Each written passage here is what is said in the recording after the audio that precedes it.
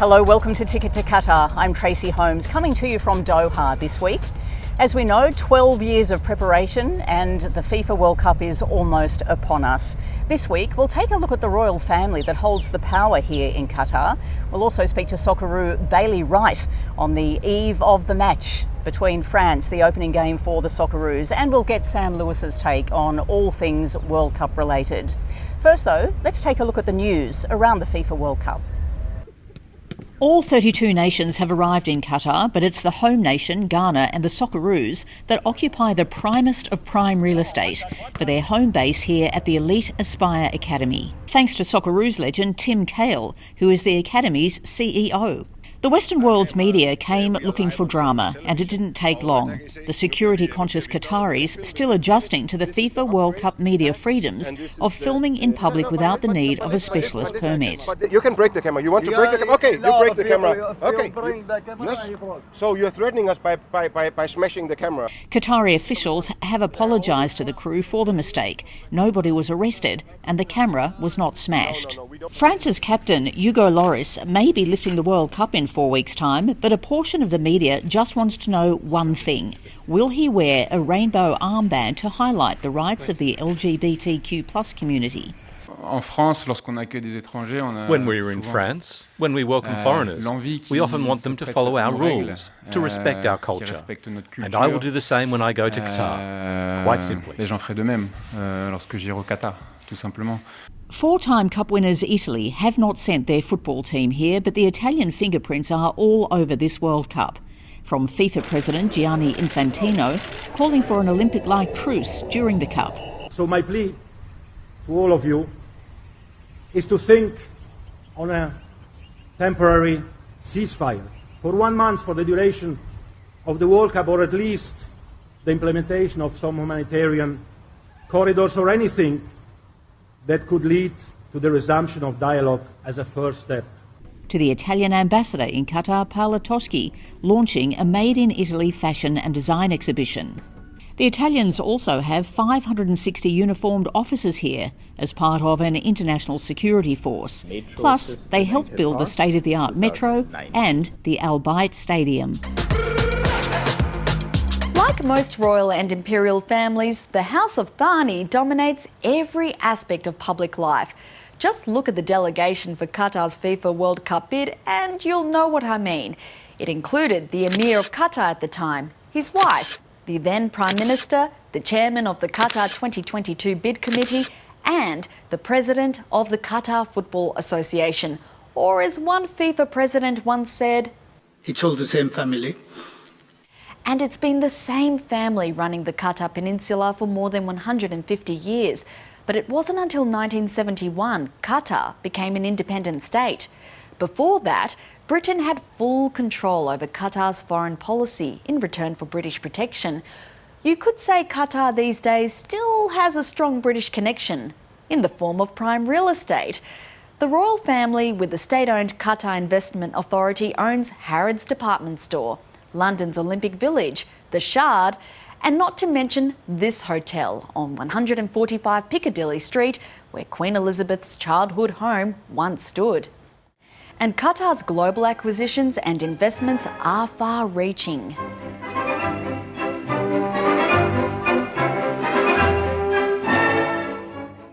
Domestically, its 300,000 citizens benefit from free education, free healthcare, housing grants and free water and electricity. So how did a country that's barely half the size of Australia's largest cattle station become so wealthy? It helps when you have the world's third largest natural gas reserves and the world's 13th largest oil reserves. It also helps when you have expats and migrants, and a lot of them. Qatar's ambitious climb to the heavens came about after this guy kicked out his father in 1995. Qatar has rapidly changed and modernised, but there's also a lot of catching up to do. Human rights groups have long criticised Qatar for its restrictions on civil liberties and its kafala sponsorship system for migrant workers. This system amounted to modern slavery, and many migrant workers have died under their watch. But since 2017, Qatar has been rolling out reforms. It's also changing how it runs the place. Last year, Qatar had its first ever election. This allowed Qataris to choose 2/3 of the Consultative Assembly. The remaining third is appointed by the Emir. But political parties and trade unions are still forbidden, and the three arms of government are still almost entirely controlled by the Emir. So let's go back to the House of Thani because they matter a lot. They know money can't buy everything, especially a place at the global table. You could call it soft power, but the Qataris like to call it smart power. They've acted as a mediator for major conflicts. They've hosted climate talks, and their state-funded news network, Al Jazeera, aims high, competing with CNN and the BBC for global audiences. Qatar also knows the power of personalities. This woman, Sheikha Moza, is probably one of the most influential people in the Middle East. She's the second of 3 current wives to the former emir, the one who deposed his dad. And think about it, she's the second wife, and of all the 11 sons Sheikh Hamad could have chosen from, he chose one of her sons to be the new emir of Qatar. Did I mention she was once listed among Forbes' 100 most powerful women? I would like to ask a question. When do you think is the right time for the World Cup to come to the Middle East? Sheikha Moza played an integral part in getting Qatar's pitch to host the 2022 World Cup over the line. She's not the only powerful woman in the House of Thani. This family is widely considered the modern-day equivalent of the Medicis, thanks to this woman, Sheikha Al-Mayasa bin Hamad bin Khalifa Al Thani. She is Sheikha Moza's daughter and the sister of the current emir and the chair of Qatar Museums. It's all the same family. Like he said, under Sheikha Al-Mayasa's leadership, Qatar has become one of the world's biggest art buyers, making Qatar a formidable arts destination as it applies the finishing touches to the World Cup. The House of Thani is on a nation-building drive, and it's using art, sport and diplomacy to redefine itself. Bailey Wright is one of the most experienced Socceroos in this squad at this World Cup. I caught up with him a little bit earlier to ask him about how he sees his role as a leader in the team. Yeah, I guess now at 30 years old, I'm probably one of the more senior lads in the group.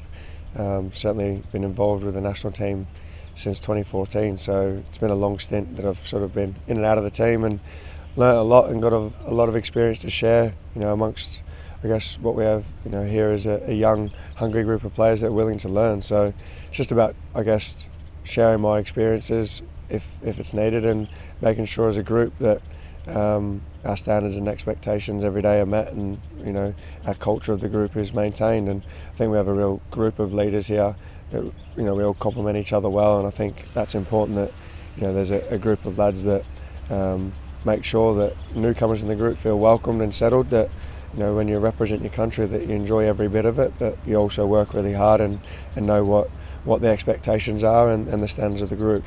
It's interesting, I've spoken to the coach Graham Arnold about this before, and back in the day when he was playing in the national team, it was just 100% football, where now we recognise that our athletes are also part of the world. They're people first, they have other things, you've got a family, you've got a new child. So how do all of those life experiences play into actually forming the gel of a team? I guess the life experiences that you learn from becoming a dad, from disappointments in football to the highs in football, playing with different teams, playing with people from different countries, and learning and understanding different personalities helps you understand a group and your teammates better. I think a lot of the time it's about understanding someone's situation and point of view rather than just thinking about it from your own. So a lot of the experiences in life can teach you that if you're willing to reflect on it and learn. Of course, becoming a dad is probably the biggest experience I've ever gone through in my life. Overwhelming feeling that you just care for someone more than anything before, and I guess you can probably help and share that caring nature amongst a group. So there's our team now, we have lads that live all over the world, and everyone's in different circumstances at different stages of their career, and it's important to understand that because there's, like you say, there's the human first and the professional second. So when you come into camp, you can see that there is a connection amongst all the boys that really we really know each other well, and we're there for each other. And we're there, and off the pitch we're lighthearted and we have a good laugh, and then on the pitch we still have a laugh, but we're here to work, and I think we have that balance, and that's really important. Do you think every team comes into the World Cup with that same sort of blend and experience, or the nations that we're playing in the group stage, do they come in as very different groups? Yeah, look, I'm not sure on other countries' situations. I don't think there'll be any countries with a tight-knitted group like we've got. We're hard-working Aussies that we never take for granted this opportunity we've got to represent our country, and we're humble, we're level-headed, and I think that shows when you come here. We're just your typical lads who will live in the dream that won't take it for granted, and will give everything for that shirt and everything for themselves and their families. And I think that really is our superpower, our cohesion and belief that we have in one another in a group can take us a long way. And joining me now is ABC Sports' Sam Lewis. Sam, you've arrived in Doha for the first time. What do you make of it? First impressions? First of all, it's a beautiful city. Everybody that we've interacted with so far has been so deeply polite and respectful and helpful. Doha at the moment feels like it's taking its final breath before the big plunge into this World Cup. Everything is in its final stages of preparation. The streets are covered in World Cup banners and flags. There's stuff everywhere. You know that this is a World Cup city. It's really exciting. How does what you've seen and felt and experienced in a day and a half, or however long, only hours really, how does that compare with everything you thought based on media coverage heading here?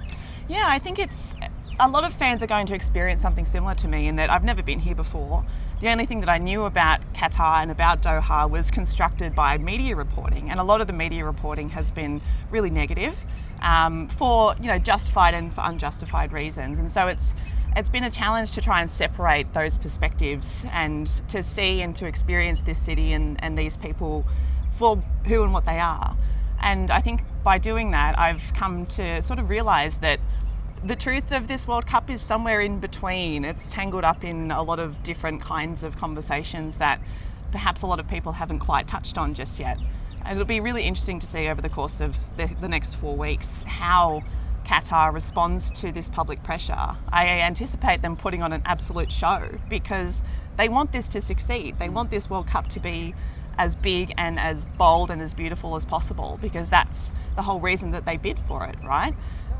So I hope that it's a success. I hope that a lot of the fans who are coming to Qatar experience the same thing as what I have so far in the first 2 days, where it's a really beautiful city, and if you allow it to tell you its story, you learn so much more about it. Okay, one group of people we know that is very familiar with this city and this country are the Socceroos. Yes. Any late mail on them? Just, days, hours out? Well, the most recent training session last night, there were 2 players who were still a little bit iffy. That is Martin Boyle and Harry Sutar, 2 players who were carrying injuries coming into this tournament. They didn't train with the full squad last night. They were kept to the side doing their own little physio preparations. But other than that, everybody seemed pretty fit, pretty raring to go. They're in their final stages now of preparing for France. It's a team that they've faced before. They know exactly what to expect, and France themselves have a huge slew of injury problems too. So it's only days away now. They've been out training in the heat, in the humidity, trying to acclimatise, and I guess we'll see how we go. All right, and late mail on any of the other teams, like who do you think are the standouts that we really should keep our eyes on when we're not just watching the Socceroos? Yeah, it's a good question. I mean, I don't just say this because they're in our group, but I do actually think Denmark are a really interesting prospect at this tournament. World Cups are interesting because often it's not the team that has the most glamorous, high-profile stars that wins. It's the team that's the best group. It's the best cohesive unit of footballers. And they play a really practical, really pragmatic style. And Denmark, I think, are a really good example of that kind of football team. They have a real togetherness about them, particularly after what happened at the Euros 2 years ago. So they're a team to keep an eye on. But I think outside of that, the tournament favourites are probably Brazil or Argentina, 2 classic football nations with big superstars. Isn't Brazil always the favourite? They're always the favourite, of course. But they come into this off the back of winning the Copa America. They come into it as the #1 ranked nation in the world. So Brazil are probably going to be one to watch regardless of how far they go. All right, Sam Lewis, thank you. Thank you. Enjoy Doha, enjoy the World Cup, and we'll see you next time on Ticket to Qatar.